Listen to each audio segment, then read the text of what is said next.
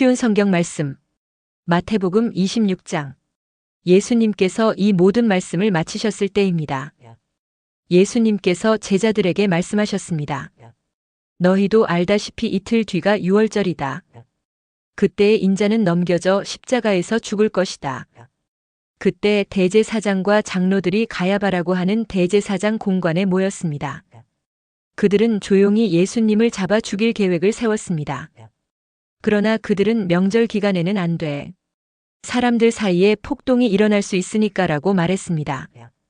예수님께서 베다니에서 문둥병에 걸렸던 시몬의 집에 계셨을 때입니다. 한 여자가 비싼 향유 한 병을 가지고 와 식사하고 계시는 예수님의 머리에 이 향유를 부었습니다. 이 광경을 본 제자들이 화를 냈습니다.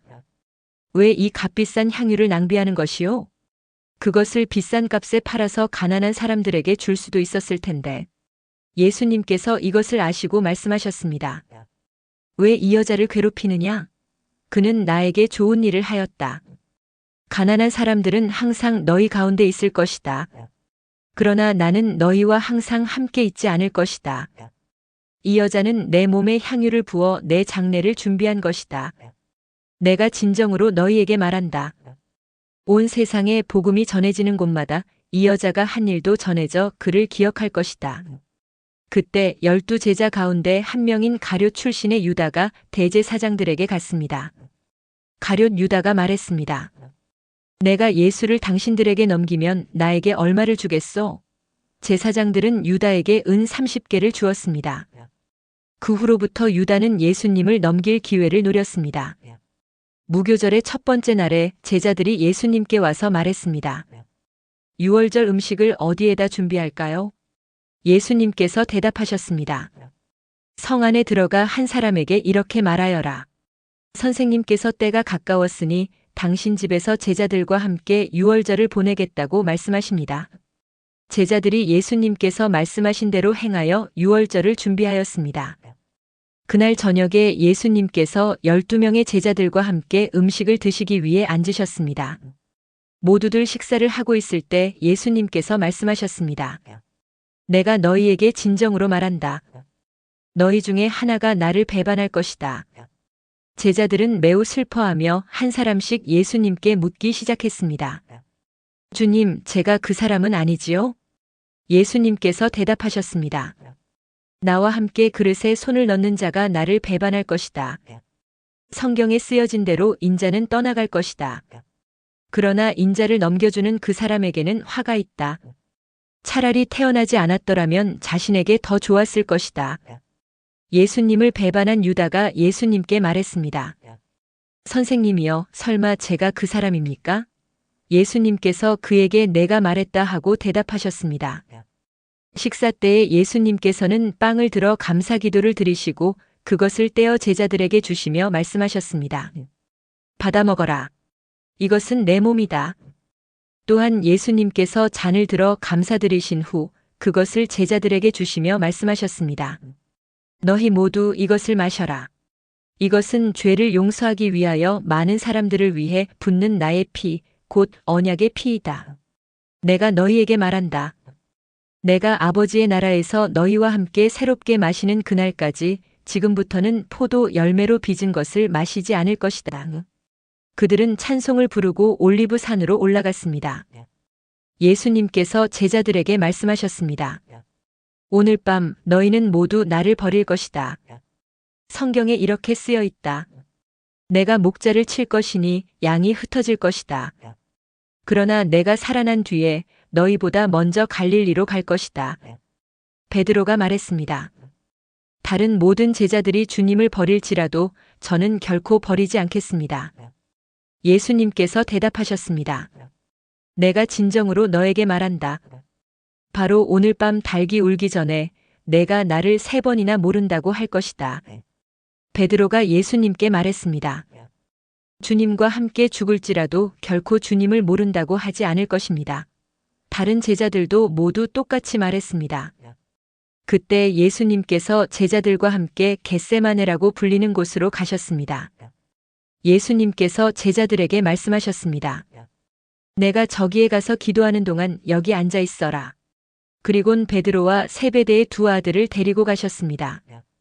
예수님께서는 매우 근심하시며 괴로워하기 시작하셨습니다. 예수님께서는 세 제자에게 말씀하셨습니다. 내 마음이 괴로워 죽을 지경이다. 여기서 머무르며 나와 함께 깨어 있어라. 그리고 나서 약간 떨어진 곳으로 가서 얼굴을 땅에 대고 기도하셨습니다. 나의 아버지, 할 수만 있다면 제게서 이 잔을 지나가게 해주십시오. 그러나 내 뜻대로 하지 마시고 아버지의 뜻대로 하시길 원합니다. 기도하신 후 제자들에게 오셔서 제자들이 자고 있는 것을 보시고 베드로에게 말씀하셨습니다. 너희들은 1시간도 나와 함께 깨어 있을 수 없느냐? 깨어서 너희가 시험에 빠지지 않도록 기도하여라. 영은 원하지만 육체가 약하구나. 예수님께서 다시 가셔서 두 번째 기도를 하셨습니다. 나의 아버지여, 이것이 제게서 지나갈 수 없고 제가 마셔야만 한다면 아버지의 뜻대로 되기를 기도합니다. 그리고 나서 다시 제자들에게 가셔서 제자들이 자고 있는 것을 보셨습니다. 그들은 너무 졸렸던 것입니다. 그래서 예수님께서는 제자들을 놔두고 다시 세 번째로 기도하셨습니다. 예수님께서는 같은 기도를 한 번 더 하셨습니다. 그 다음에 예수님께서 제자들에게 돌아오셔서 말씀하셨습니다. 아직도 자고 있고 쉬고 있느냐? 보아라, 때가 가까이 왔다. 인자가 죄인들의 손에 넘겨진다. 일어나라, 가자. 나를 배반한 사람이 가까이 오고 있다. 예수님께서 말씀하시는 동안 12제자 가운데 하나인 유다가 왔습니다. 대제사장과 백성들의 장로들이 보낸 많은 사람들이 칼과 몽둥이를 들고 유다와 함께 왔습니다. 예수님을 배반한 유다가 이들에게 내가 입맞추는 사람이 바로 그 사람입니다. 그를 잡으시오라며 신호를 정해 주었습니다. 곧바로 유다는 예수님께 가서 말했습니다. 선생님 안녕하십니까? 그러면서 입을 맞추었습니다. 예수님께서 친구여, 무엇하러 여기에 왔느냐? 하고 묻자 사람들이 와서 예수님을 붙잡았습니다. 그러자 예수님과 함께 있던 제자 중 한 사람이 칼을 뽑았습니다. 그리고 대제사장의 종에게 칼을 휘둘러 그 종의 귀를 잘랐습니다. 예수님께서 그에게 말씀하셨습니다.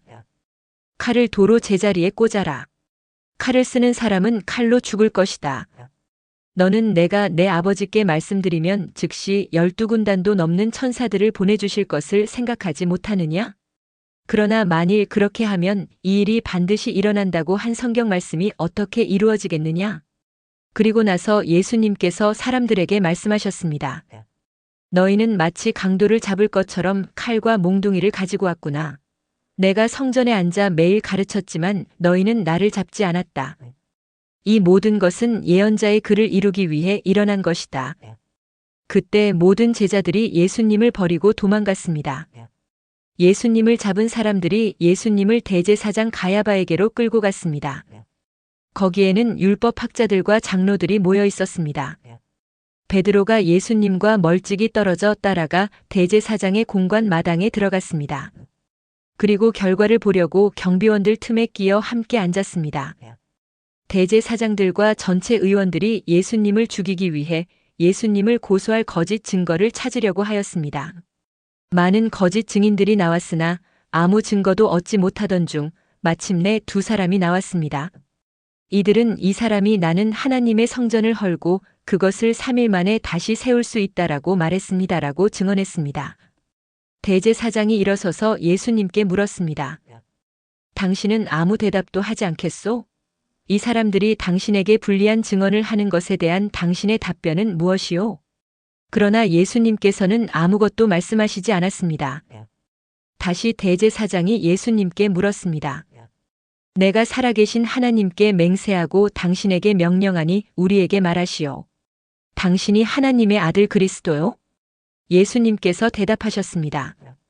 내가 말했다. 그러나 내가 너희에게 말한다. 이제 이후로 인자가 전능하신 자의 오른쪽에 앉아 있는 것과 하늘 구름을 타고 오는 것을 볼 것이다. 그러자 대제사장이 자기 옷을 찢으며 말했습니다. 이 사람이 하나님을 모독했다. 더 이상 증인이 필요 없다. 여러분 모두가 이 사람이 하나님을 모독하는 것을 들었다. 어떻게 생각하는가? 사람들이 대답했습니다. 죽어 마땅합니다. 그리고 사람들은 예수님의 얼굴에 침을 뱉고 주먹으로 치고 손바닥으로 때리며 그리스도야, 누가 너를 때렸는지 맞춰보아라 하고 말했습니다. 베드로가 대제사장 공관 마당의 바깥쪽에 앉아 있었습니다. 그때 어떤 여자 하인이 와서 말했습니다. 당신도 갈릴리 사람 예수와 함께 있었지요? 그러자 베드로는 당신이 무슨 말을 하는지 모르겠소라며 모든 사람들 앞에서 그렇지 않다고 말했습니다. 베드로가 대문 있는 데로 나가자 다른 여자 하인이 거기 있던 사람들에게 말했습니다. 이 사람은 나사렛 예수와 함께 있던 사람이에요. 또다시 베드로는 나는 그 사람을 모릅니다라고 맹세를 하며 그렇지 않다고 말했습니다. 잠시 후 서 있던 어떤 사람들이 베드로에게 가서 말했습니다.